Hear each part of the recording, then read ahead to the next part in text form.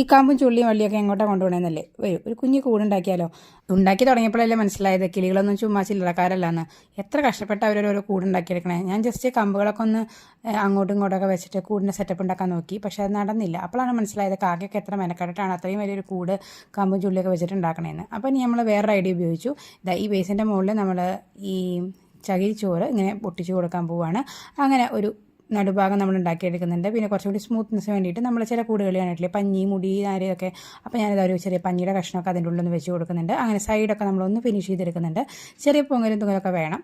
ഇനി നമ്മളിതാ ഈ ചുള്ളിക്കമ്പുകളെ സൈഡിൽ ജസ്റ്റ് ഒന്ന് ഒട്ടിച്ച് കൊടുക്കാൻ പോവുകയാണ്. ഏതാണ്ടൊരു കൂടിൻ്റെ ഷേപ്പിലായിട്ട്. അതുകൊണ്ട് ഒട്ടിച്ച് വന്നപ്പോഴാണ് കേട്ടോ എനിക്ക് സമാധാനമായത്. ഏതാണ്ടൊരു കൂടിൻ്റെ ഷേപ്പ് തോന്നിയിട്ടുണ്ട്. പിന്നെ ഒരു കൂടിൻ്റെ ഒരു കറക്റ്റ് ഒരു ഇത് കിട്ടാൻ വേണ്ടിയിട്ട് നമ്മൾ 2-3 മുട്ടകൾ ഉണ്ടാക്കുന്നുണ്ട്. മുട്ടകൾ ഉണ്ടാക്കാൻ ഞാൻ പിസ്തയുടെ ഷെല്ലെടുത്തിട്ടുണ്ട്. അത് അതുപോലെ ചേർത്ത് വെച്ചിട്ട് ഒരു വൈറ്റ് കളർ ജസ്റ്റ് ഒന്ന് അടിച്ച് കൊടുക്കുമ്പോഴേക്കും മുട്ട റെഡി ആയിട്ടുണ്ട്. കിട്ടുന്ന കൂടൊക്കെ പൊളിച്ച് നോക്കിയിട്ടുണ്ടെങ്കിലും ഇതുപോലെ തന്നെ ഉണ്ടാക്കുന്നത് ആദ്യമായിട്ടാണ് കേട്ടോ.